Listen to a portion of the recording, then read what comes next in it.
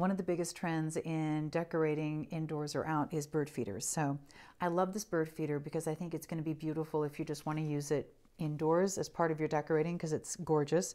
It's a beautiful neutral color. It has a little bird near the front, the little bird up here, and the little vines going down the side. Now you put the bird seed in here, and then there's openings down here where the bird seed would come out and the birds would just sit here. So if you want to use it outside, you can hang it, and you can definitely do that. This does have a good weight to it because it is ceramic, so you're going to need to put it on something substantial, not on the fragile end of a tiny little branch or something kind of, further in on the branch or a hook. Or you can just use it inside if you want to do that too, because it is such a beautiful way to bring kind of the garden feeling from outside inside. If you want to use it in your kitchen, if you have a sunroom, if you just love to decorate with birds anywhere in your house, I think it's going to be stunning. It is one that's going to be very easy to use. I think it's absolutely beautiful and so charming. And if you love birds as much as a lot of us do, this is going to be perfect.